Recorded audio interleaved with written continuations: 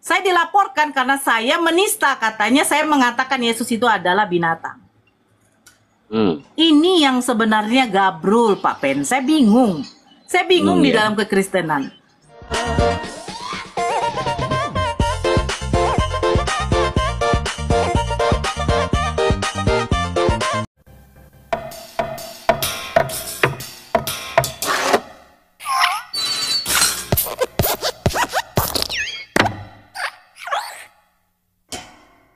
Salam saudaraku, di video kali ini kita akan membahas kabar terbaru dari salah seorang penghujat nih ya, yaitu Nora Aritonang yang masih bebas berkeliaran meski sudah lama dilaporkan oleh Dosma si Jabat ya. Jadi simak sampai habis video ini karena di akhir nanti ada informasi penting yang mungkin perlu kita ketahui bersama dan kawal bersama-sama teman-teman.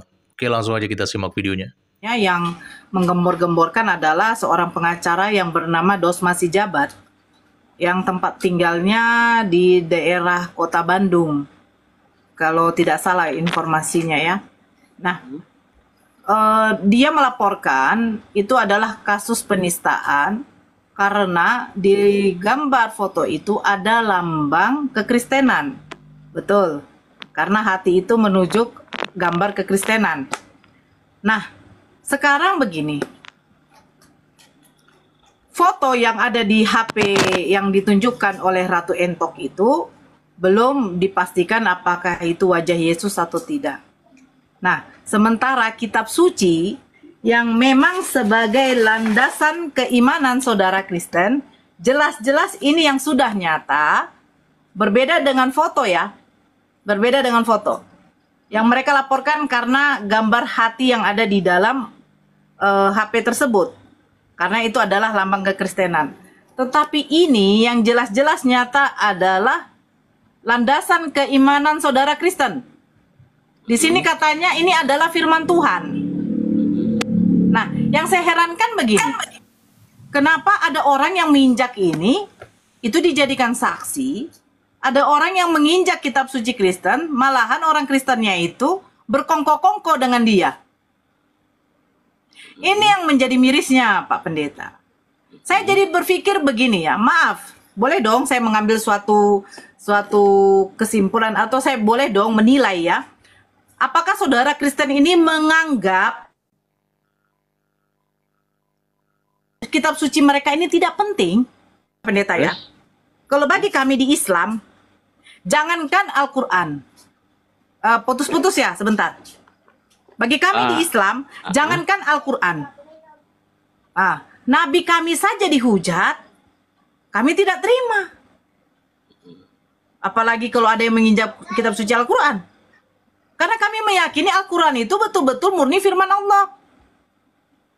Nah, kalian, kalau kita selalu berdiskusi ya, Pak Pendeta ya, berdiskusi dengan saudara Kristen, kalau kami mengatakan ini bukan firman Allah, mereka marah. Ini bukan firman Tuhan, mereka marah. Kalian marah. Ketika kami membaca kitab suci kalian, isinya apa? Kalian bilang katanya kami menghujat.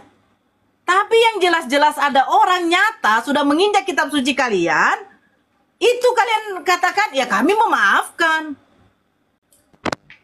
Nah ini koplaknya Pak Pendeta. Kenapa saya katakan koplak? Contoh ya, contoh begini. Ada yang membaca Al-Quran saya. Contoh yang sering dibawa Al-Hijr ayat 6. Weh, Nabi kamu gila. Padahal mereka tidak tahu. Yang mengatakan gila itu adalah orang kafir. Ya kami tidak masalah kalau orang kafir yang mengatakan gila. Karena memang orang kafir ini kan orang yang menutup diri. Kan begitu. Nah, tapi mengartikannya salah. Seenaknya mengartikan bahwa memang betul-betul baginda Rasulullah itu gila. Nah, tapi ketika ada orang, itu tuh kami bilang gini, kau sudah menghujat kau sudah menghujat Al-Quran kami. Kau sudah menghujat Nabi kami. Kau katakan Nabi kami gila. Padahal tidak gila, kan begitu. Tapi ada orang dari pihak Kristen yang menginjak kitab suci Al-Quran, kami katakan tidak menista. Dan kami maafkan. Nah ini gebleknya Pak Pendeta. Landasan keimanan Kristen ini kan dari kitab suci. Firman Tuhan katanya ada di kitab suci kalian. Panutan kehidupan kalian ada di kitab suci. Hukum-hukum untuk kehidupan kalian ada di kitab suci. Katanya firman Tuhan, kecilkan dek. Tapi apa? Ada firman Tuhan yang diinjak, kalian bilang saya maafkan. Ya, di sini Nora Rentonang dia membandingkan kasus Ratu Entok yang menghina gambar Yesus dengan Tuan Logika yang menginjak Alkitab gitu ya. Jadi dia mempertanyakan tentang kedua hal ini. Jadi gini ya, sebenarnya Ratu Entok dan Tuan Logika itu sama-sama parah sebenarnya. Intinya mereka sama-sama menista dan sama-sama menghujat. Tetapi perbedaannya adalah Ratu Entok ketika dia tahu bahwa dia salah, lalu dia klarifikasi, minta maaf ya, dia nangis-nangis minta maaf. Tapi anehnya, malamnya itu dia masih sempat live dengan si Juma dan penghujat-penghujat lainnya lah gitu. Jadi seolah-olah klarifikasi dan minta maafnya itu palsu jadinya gitu loh. Karena dia masih gabung dengan Juma, membahas tentang Kristen dan malah seperti merasa tidak bersalah gitu loh. Padahal awalnya dia sudah minta maaf kan. Dan oleh karena itulah gara-gara live-nya itu akhirnya nggak lama kemudian kan dia diciduk gitu. Gara-gara ada tim cyber yang juga ternyata mengamati dia punya live ya teman-teman. Nah, jadi ini bedanya dengan si Tuan Logika. Tuan Logika ketika dia menginjak Alkitab, lalu dia minta maaf, dia menyesali perbuatannya, udah ya. Jadi dia minta maaf, menyesali dan nggak mengulanginya lagi teman-teman. Bahkan dia nggak petantang petenteng, tidak ya. Tapi dia menyesali dan bukan hanya sampai di situ, justru dia malah membantu untuk menyingkapkan siapa orang-orang yang ada di belakang dia yang juga terlibat di dalam penginjakan Alkitab. Jadi di sini letak perbedaannya antara Ratu Entok dengan si Tuan Logika. Sebenarnya ketika mereka itu menghujat tentang kekristenan, kita sebagai orang Kristen damai-damai aja kok ya. Kita mau memaafkan juga memaafkan sebenarnya.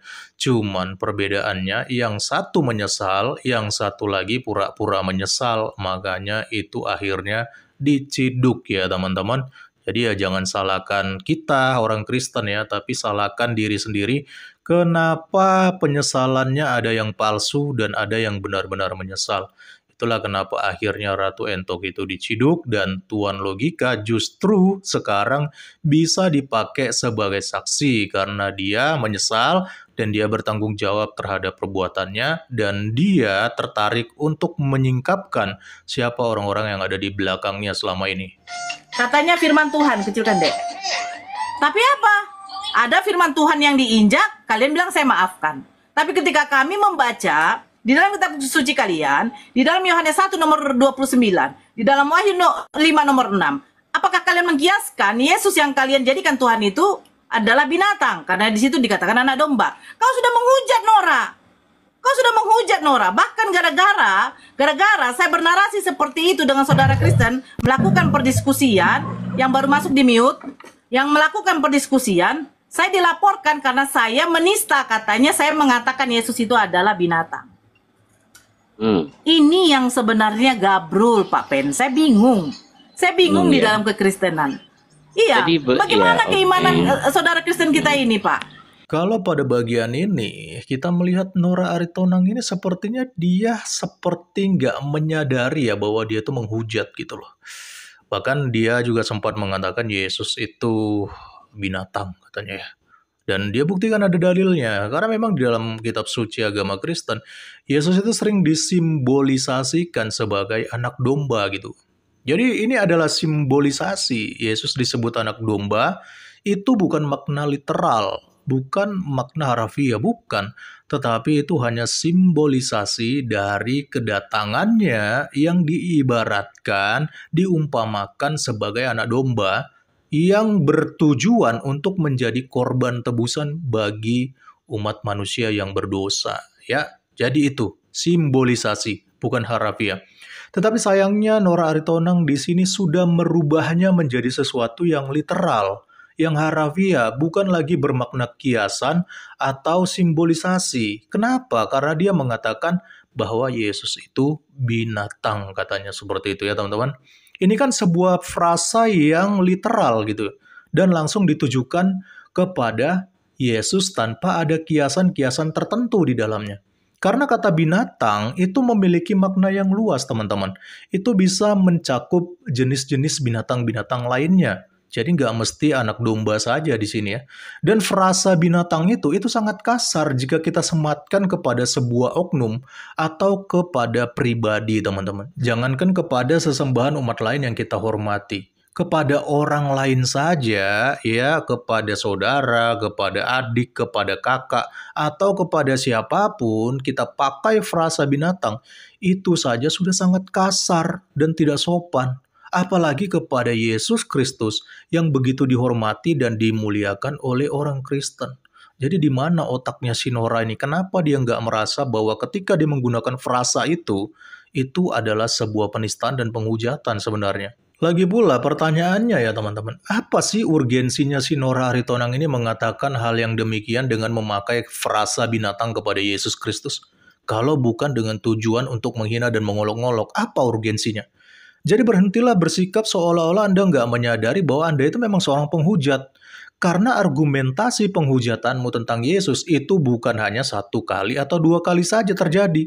Tapi banyak, Nora, ya. Bukan hanya engkau mengatakan Yesus binatang, tetapi kau juga mengatakan bahwa Yesus itu nggak normal not-notnya gitu ya. Lalu juga kamu sebut Yesus itu adalah iblis, Lucifer, dan dibopong oleh iblis dan sebagainya. Dan itu sudah tersebar luas semuanya di sosial media. Jadi wajar jika Dos masih jabat sebagai orang yang peduli akan nilai-nilai toleransi di negara ini, kemudian melaporkan mulut kotor Anda supaya nanti akhirnya bisa terungkap apakah semua narasimu itu penghujatan atau enggak. Jadi teman-teman, sebenarnya laporan kepada Nora Aritonang ini sudah masuk kira-kira tanggal 14 Oktober ya. Dan tim cyber juga sedang menyelidiki kasus ini katanya ya, tapi sampai sudah menjelang akhir November, ini sepertinya nggak ada perkembangan ya. Bahkan Nora itu masih bebas berkeliaran, dia juga masih aktif di TikTok dengan narasi-narasinya yang masih saja provokatif dan menghujat agama lain yang bukan urusannya sebenarnya gitu loh. Ya, bahkan di live-nya ini aja, itu kita lihat judul temanya, itu dituliskan Yesus bukan Tuhan loh. Jadi memang sepertinya manusia ini sama sekali gak ada itikat baik untuk berhenti menghujat dan membahas kekristenan.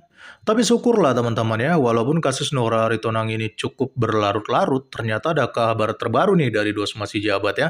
Sebagaimana dia menuliskan dalam kontennya, asik dapat kabar bentar lagi si Norak mau dikandangin, karena sudah masuk kategori pembuat kericuan stres. Video terbaru sudah di-save.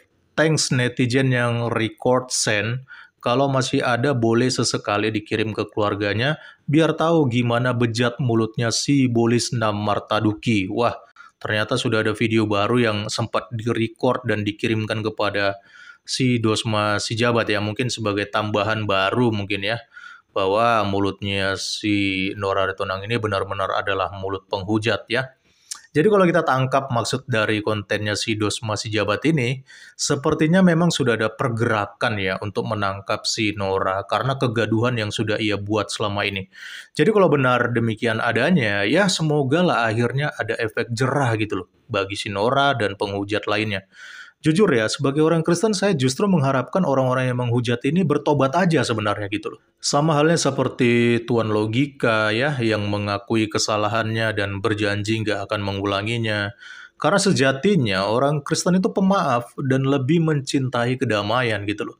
Tapi jika si Nora lebih memilih mengeraskan hatinya dengan tidak mau meminta maaf ataupun bertobat, ya maka sepertinya jalan satu-satunya ya hukuman pidana pantas diterapkan agar siapa tahu nih ya, ini bisa mengakibatkan efek jera dan para penghujat lainnya pun akhirnya sadar dan mereka tidak lagi menghujat dan menistakan agama lain sesuka mulut mereka yang kotor teman-teman. Ya, jadi itu teman-teman informasi yang bisa saya bagikan dalam konten ini. Salam kritis, Tuhan Yesus memberkati. Salam.